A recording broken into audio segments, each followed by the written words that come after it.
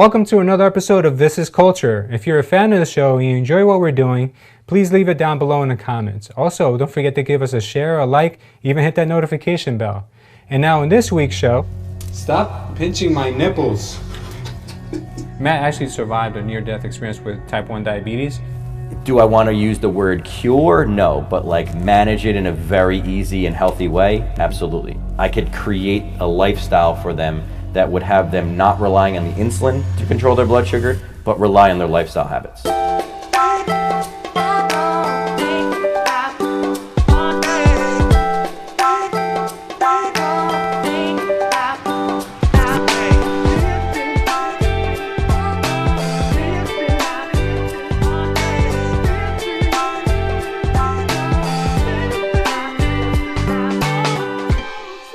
Welcome everyone to episode number 8 of This is Culture. And yes, your eyes do not deceive you. We're joined with a co-host today.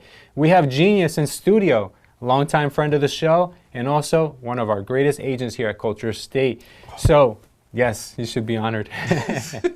So, we have John here today because he is going to give us a fresh perspective on all our topics. Usually you hear some great commentary from myself, but since this show is not just about us, it's also about you guys, we're bringing in our friends to actually give us their take on all our trending topics. So with that being said, we're going to jump right into culture trends. Wow! Let's do it, bud.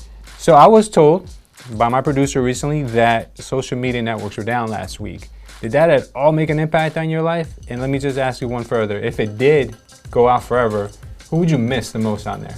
It hurt my marketing more than my social life. I actually am old school where I like to actually meet people in person and touch them and smell how bad their breath is at 7 o'clock in the evening. As far as if it went away forever. Who would you miss? Besides the Kardashians, I know that. Oh man, what would I do, right?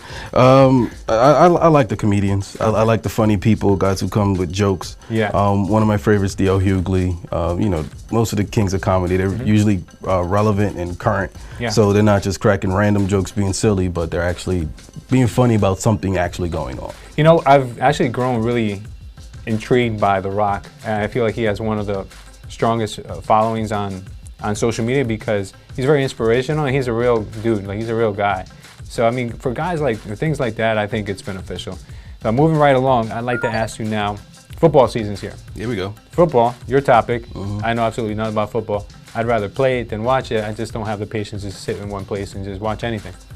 But tell me about it. How's it starting off? So this offseason was a little bit crazy. Every offseason, players switch teams and things like that. This offseason, there were like major, high-profile, #1 team talent switching teams suddenly. So that happens in football too? That does happen in football. Not like this past offseason though. This past offseason, you had literally superstar players that you expect to be on the same team throughout their entire career, not only leaving teams but leaving suddenly. So week 1 was interesting because the main people that switched teams did not show up the way we would expect them to in a different situation. The dynamic has changed. Yeah, so it's clearly a different team. You know, it sort of reminds you that it's still a sport. You know, it's not just, you know, hey, that you have all this talent, now you're going to win everything. It's still a team sport. You still have to gel. Top 3 teams to look out for this year. What do you think? Unfortunately, I got it. The Jets. Kansas City lost their #1 deep threat, but they're still good. And doggone it, the Patriots. The Patriots, they're always up there. iPhone 11 is out. Ooh. And people now can rest easy that there's a new iPhone. So every year they drop a new iPhone. It's like you can set your watch to it. The iPhone 11, in my opinion, I'm reading up on it. I'm not sure how much you know about it. I know you're an Android guy. I have an iPhone. I love my iPhone 10. I think it's a great device. It does everything I need it to. Reliable, all good stuff. Problem with iPhone 11 is I feel like they really haven't done anything besides provided different color options and upgraded a camera to the point where you probably won't even see a difference. What's your take on it? So I am an actual nerd, so I don't want to get too technical on you. That's where the word genius comes from. Yeah, some of it. So iPhones always had a better camera than everyone else. But outside of that, the iPhone was always 2 years behind the latest Galaxy. Every features. In features. Okay. So I guess the iPhone lovers, I guess you would call them, are going to have a big disappointing year this year, huh? And, you know, zombies got to follow some brands. Speaking of zombies, Walking Dead. It's Walking Dead season. I mean, that's what I'm looking forward to. Football, not so much. Walking Dead, yeah. Sounds like an oxymoron, but I'm okay with it. Yeah. So that brings us into our next segment. Check this. So, John, you recall last week we spoke about going above and beyond, right? This week's theme is all about quality of life. And we have back on the show with us today, Matt Cook. Do you remember Matt? Yeah. He's the musician that was in a coma. Yeah, absolutely. So Matt actually survived a near-death experience with type 1 diabetes about 9 years ago. So he recently had a party with all his closest friends and family. He actually invited us to go and document it. Let's check out what he had to show us. Hey everybody, I'm Matt Cook.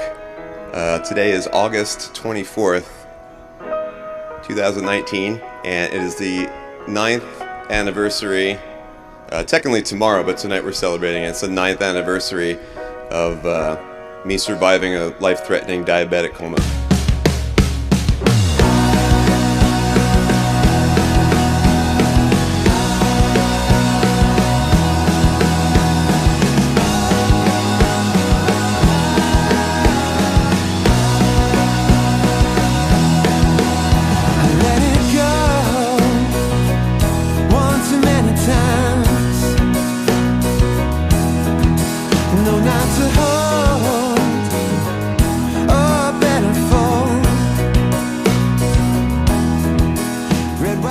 Friends that I don't get to see too often, all try to make an effort to come and celebrate life with me on this special weekend. It's really taught me to appreciate life and appreciate each day and treat each day as a gift.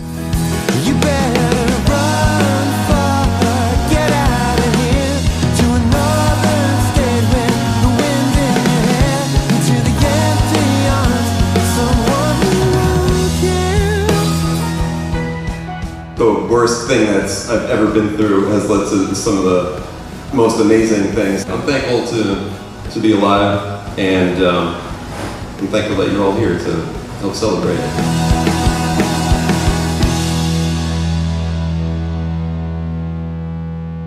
Yeah, that was amazing. I mean, it's awesome to see that sort of reaction. Yeah. You know, you usually don't get to see that outside of a funeral. So to get to see that and enjoy that while he's still alive is awesome. That's amazing. No, it really is. I think that what people appreciate the most is the things that they lose. And Matt was this close to losing his life, so I feel that he is actually bringing that to everyone's attention. Like, guys, the most precious thing in your life is your life. And you should be grateful for it every day, not try to measure your success against others, not try to be someone that you're not, but just be happy with what you have. And I feel like that's really important. What do you feel like is important for your quality of life? For me, definitely now more than ever is my kid. Yeah. I mean, 7 years ago, I got to meet this little guy, and you know, at that time, you know, you just have this mush of breathing, and you know, everything goes wrong as often as possible. He gets sick as much as possible, and you don't know what you're doing to keep him alive. But I mean, he made it, and you know, as far as quality of life, it's all about watching him enjoy his life, watching him, you know, grow and learn and actually become a real person at some point. It's awesome. You know that's true love when you have like this little person, but you don't mind cleaning its boogers, cleaning its poop, and you just like enjoy every moment of it. And that's what makes children so beautiful, I believe. It's just the fact that they're so innocent. Like they can't take care of themselves, so they need us. Which reminds me, like sometimes we say the craziest things to our kids that if you just took that sentence out of that conversation or that context and you just said it in any other circumstance, people probably look at you like, what the hell is wrong with you? It would probably be a felony. It probably would. So we've come up with a little game for you to play, which is called That's Not Right. It's all based on about what our kids say. So what do you think? Let's do it. I'm down. Okay, John. Rules of the game are very simple. I'm going to give you 3 statements that I may or may have not said to my kids. And if you guess right, I got to grab one of these eggs. 3 of them are boiled, 3 of them are raw. And I got to crack it over my head. If you get it wrong, then you have to do that. Easy? Got it. Then you have to ask me 3 statements that you may or may have said, and we do the same thing. Sounds good? Let's go. All right, brother, ready? 6-0. Let's go. All right, so I may or may not have said this to my girls. Mm-hmm. Why do you eat your boogers, but you don't eat broccoli? Number 2 is, the toilet is not a pool for your Barbies. Statement number 3, don't poop in the bathtub. I'm gonna go with 3, don't poop in the bathtub. 3, don't poop in the bathtub. That is 100% correct. Alright, so I'm gonna have to pick an egg out of this. I'm gonna go with this one. See? Organic brown, fresh farm eggs. Hope this doesn't hurt too much.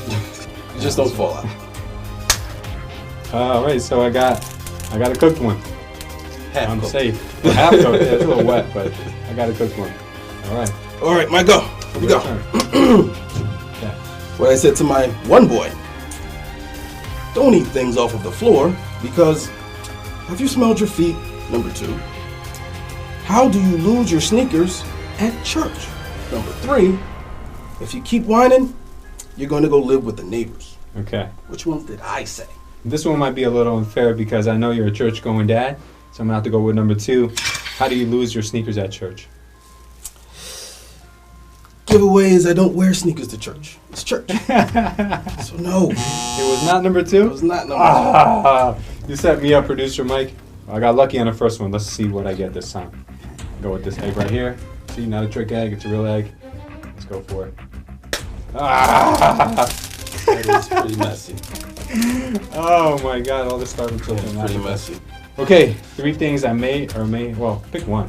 The 3 things I may or may not have said to my daughters. Stop feeding your sister the dog food.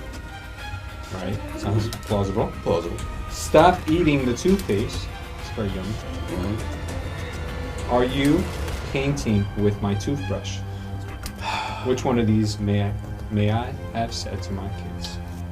I'm gonna go with the common one. Stop eating it. Okay, so there's 100%. Are you rigged? Did you rig this game? All right, that's correct. Stop eating the toothpaste. Kids do that. They love some toothpaste. All right, ready? Let's see what we got. Oh, good. I got a hard one. Here we go. Here we go. Okay. 3 statements. Which one did I actually say to my son? 1. Did you just eat a crayon? Or 2. How did poop get in a Lego bucket? Or 3. But did you die though? Did you just eat a crayon? You know what? I think John Lewis, it's a very John Lewis thing to say, did you die though? I would go with that. Let's go with did you die though. That is actually the most common thing I say to myself. More than hello. Gonna go 3 little piggies, take the one in the middle. Odds are in my favor. Love it. There's a lot of yolk in this one. It's so yokey. So 3 things I may or may not have said to my girls. Stop pinching my nipples. What this thing about me? Right.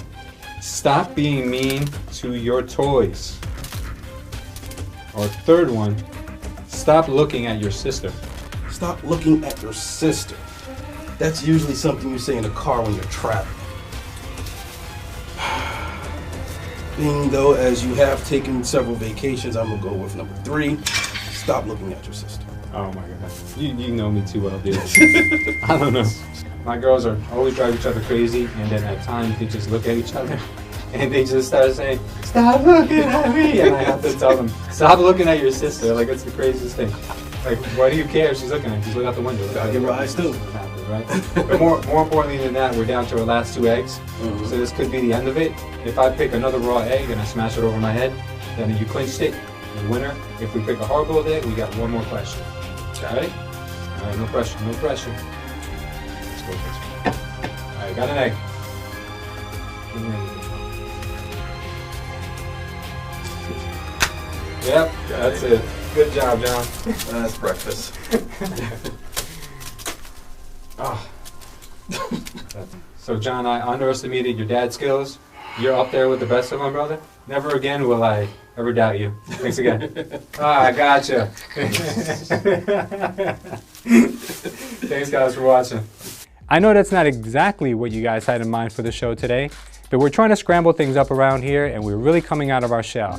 I'm just joking around, guys. But on a more serious note, I wanted to talk to you about the interview we had with Dr. Marco, where he talked to us about his struggle with type 1 diabetes and how he's been defying the odds with his nutrition plan. Let's see what he had to say. Welcome everyone to another episode of This is Culture. Today I'm joined with Dr. Marco from the Chiropractic Source in Cedar Grove. He's going to talk to us today about health and wellness and the struggles he's been with his own health and wellness and how he's now teaching others to live a healthy lifestyle. Dr. Marco, Hey. Please introduce yourself to our viewers. Absolutely. So as you said, I'm Dr. Marco from the Chiropractic Source.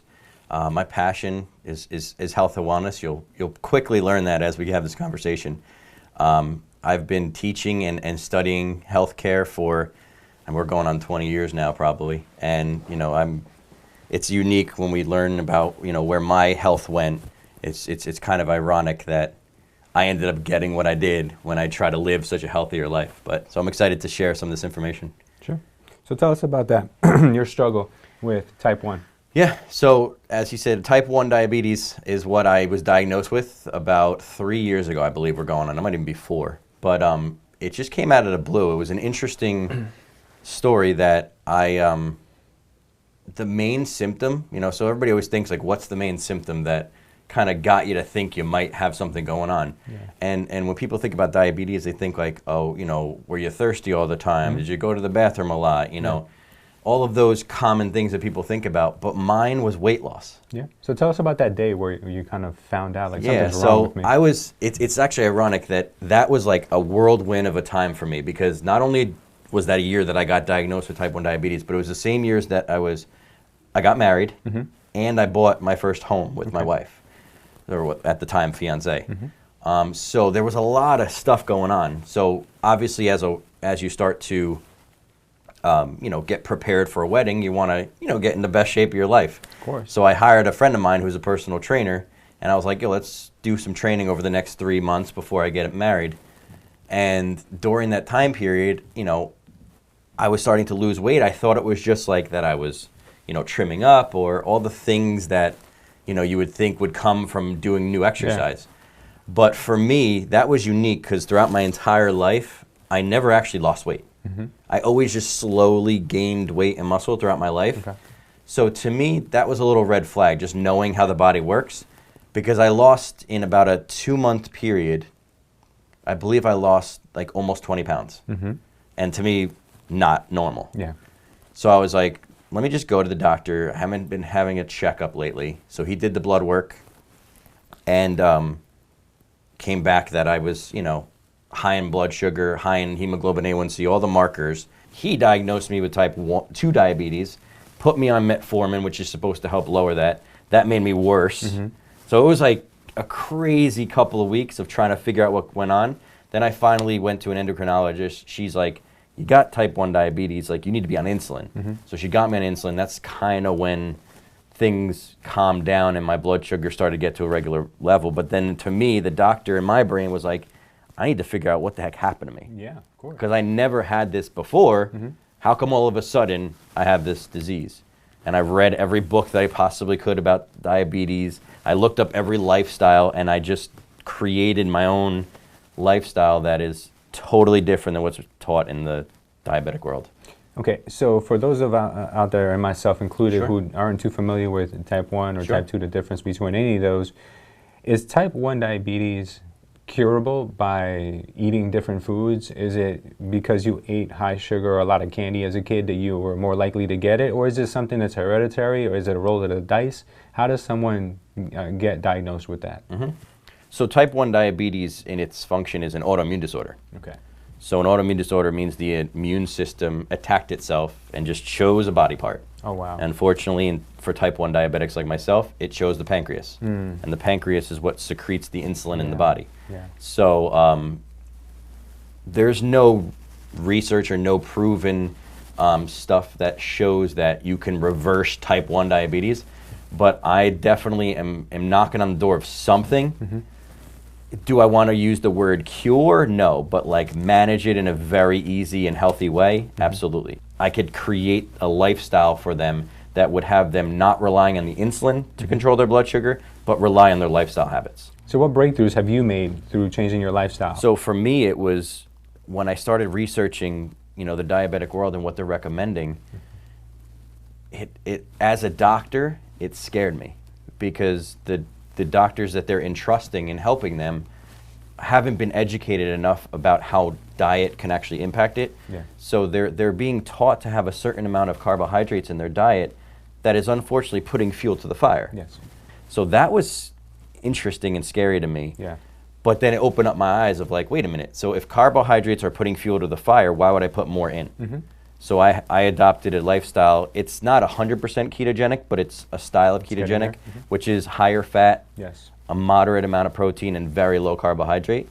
And since doing that, all of my numbers have reversed. My lifestyle, I feel the best I've ever felt. I physically look the best I've ever looked. And it just all makes sense that if the carbohydrate's the problem, if you're sensitive to that, it's like an alcoholic. If the alcoholic has a sensitivity to alcohol, you're not going to keep giving that person alcohol. Sure. So everybody thinks glucose and sugar is my fuel source. When I'm tired or my sugar's low, let me go grab something that's higher in carbohydrates. When in reality, you get a better fuel source from those ketogenic style diets because then you start adopting the other energy system, which is your ketone system. Sure. The ketone. And it's a very efficient, I like to describe it like the gasoline. Yeah. So like regular gasoline is your glucose. It's going to get your body moving. It's going to get your body functioning. But you want to get that high test, high performance. Like I want to treat my body like I'm a high performance vehicle, like I'm a Lamborghini. So I'm going to give myself the best fuel. I don't want to be the low test gasoline that I'm going to be able to function, but I'm going to be putting through the day. Yeah, it'll leave a lot of gunk in your tank exactly. too. So you don't want that. Okay, so we've talked a lot about nutrition. Now tell us the importance of seeing a chiropractor, because most people don't know what a chiropractor is for besides, I got a backache, let me go and half and crack my back, which is like a dirty word in your industry. So tell us the importance of seeing a chiropractor and what that does for your vitality and for your body and not just for your spine. Yeah. I mean, so it's a great question because there's a lot of misunderstanding about chiropractic. Even in the world of chiropractic, there's chiropractors that aren't even preaching what chiropractic is about. But if you think about the foundational component of what chiropractic is all about, it's about the structure of the spine. Yeah. But the reason why we look at the structure of the spine, because not only does the structure of our spine give us our strength and stability as a human, but it also protects the most important system in the body, which is your nervous system. So your brain, your spinal cord, and your nerves control every aspect of you. Every thought you have, every movement you have, every digestive function you need, every heartbeat that you have is controlled by that nervous system. So if you have a proper structured spine from the front and side, that body is going to function at 100%. Yeah. But if we start to adopt these abnormal habits that put our body into weird positions, we start to shift our body when we drive in the car. We start to be on our phone all day and we're like this. Yeah. It's going to shift that spine out of place. And then unfortunately, those messages going from the brain to the body are unfortunately getting interrupted. Yes. And the body then starts to dysfunction. And then from dysfunction becomes disease. Yeah, sure. As a chiropractor, do you a lot of times bump heads with traditional medicine? I personally respect all health professionals. It's just that their train of thought and their education is different. So I believe a medical practitioner is amazing for crisis care. And we all could believe that. If I broke my arm or if I had a crisis, I'm not going to my chiropractor for that. Trauma. I'm not going for my acupuncture for that. I'm going straight to the medical community because that's what they're experts at. Where I butt heads with them, and not in a negative way, is they shouldn't be the front of our healthcare system because they're not doing health care, they're doing crisis care. Yeah. So in Dr. Marco's perfect world that's in here, I want to get it out there somehow, is the chiropractor should really be leading the health care of an individual. So if you're sick or you want to stay healthy, use the chiropractor to lead that. Then when you get in your crisis, you need that emergency care, use the medical system, but it's reversed. Yeah. We have the medical system who treats with medicine and surgery leading the way of your health care, when I would rather see it the opposite, where we can use the chiropractor leading it, and then we'll be the quarterback that throws it to the other practitioners. So you might need an orthopedic evaluation for this hip that's degenerating. Here's a script for that. You go to that, or acupuncture would be great. It's a great natural way of, getting rid of some of the symptoms. Here's a script for that. You're getting, high blood pressure. You're showing signs of heart disease. Here's a script for that cardiologist. Sure. That would be the perfect world, but will we get there? I don't know. So you've been teaming up with doctors just because of the same particular reason, because there is a lack of information that's given to them when they're in medical school. So how do you work with other doctors who don't have the knowledge and have the insight that you have? Yeah, so I've had about 3 different endocrinologists in my life, all that I have to jive with. Yeah. I have to make sure that we're on the same page, and I've been to great ones, but I have one endocrinologist right now that is totally on the same page of what we're talking about right now. Although she has to, do her practice the way that she's been taught, she is very interested in having me come in and educate her patients a little bit more on how to do this with a lifestyle, and not so much relying on the drugs. And Sure. I try to align myself with people, and I like to educate.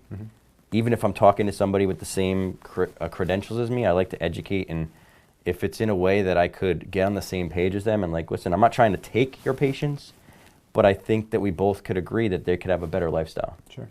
So this is something I do want everyone to pay attention to. Your business, I believe, is going to be thriving because we all spend the majority of our time like this. And when I had recently had gotten a X-ray from my chiropractor. This is maybe a year ago, and she said you have you tend to slump forward. Your head protrudes forward from where your shoulders are a lot more than it should, which makes your head weigh about 3 times as much as it should on your neck. Like the weight is multiplied because of your.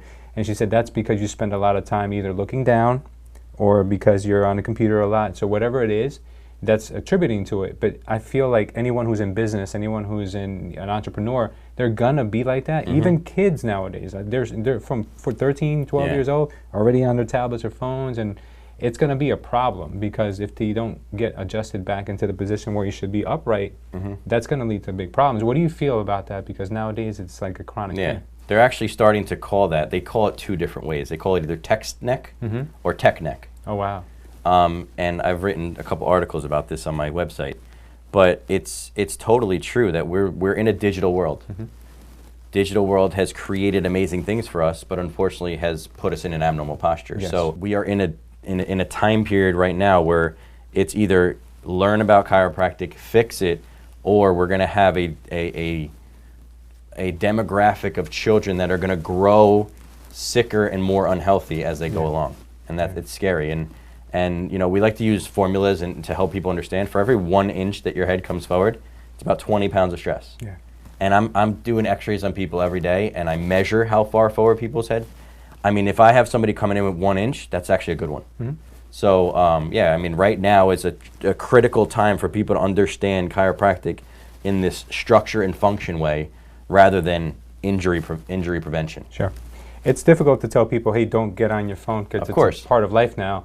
What can they do to kind of correct it? Is it seeing a chiropractor? Is it maybe making sure you're sitting up straight the rest of the day? Like, what things should they remember and put into practice in order to avoid text neck or any other common disorder you see? Yeah, I mean, there's all the above is what I'm going to answer, but being aware. Yeah. That's number one. Being aware that since most of your day you're on your phone, like maybe either number one, change the position, how you're doing it. So most people are on their phone like this, but what you could do is you could sit up in a chair and bring the thing up. Yeah. So now you're like this, shoulders, and bring your arms up. Or you can, if you're home, this would be easier. Instead of looking down like this, go on your stomach, and then that's going to force you to go up like this. So now you're going to even introduce that curve. Oh, no. So that's a cool way of doing it. But the most important way would be to get your spine evaluated by the professional. Got it. So I would always recommend anybody, even if you have a symptom or not, get the spine evaluation. What you do with that information you get from that chiropractor is your prerogative. Yeah. But you go to the dentist to get your teeth checked to make sure you're okay. Yeah. Go to the chiropractor to make sure your spine is okay. What I do want to ask you, Dr. Marco, is how can our viewers and subscribers, how can they follow you and learn more about your practice? So the name of the business is The Chiropractic Source. So we are on all social media. So Instagram, we're The Chiropractic Source. Facebook, The Chiropractic Source. YouTube, I've done a bunch of great videos on that. I have my own personal stuff too, just to do a little bit more of the diabetic stuff. That's a little bit outside of the chiropractic. So that's on Instagram, it's Dr. Marco _Chiro. On Facebook, it's Dr. Marco Ferrucci. Yeah. So, and then our website is thechiropracticsource.com. Thank you for being on our show today. Appreciate it. And I hope our audience, and I know our audience is going to benefit a lot from the information they learned today. Thank you everyone for watching. If you guys have any questions for Dr. Marco, please put them down below. If you guys enjoyed this video, don't forget to give us a like, comment, also share it with your friends. They're going to get a lot out of this. And don't forget to hit that subscription bell. See you guys later. Have a great day. Thank you, Dr. Marco. Have a good one.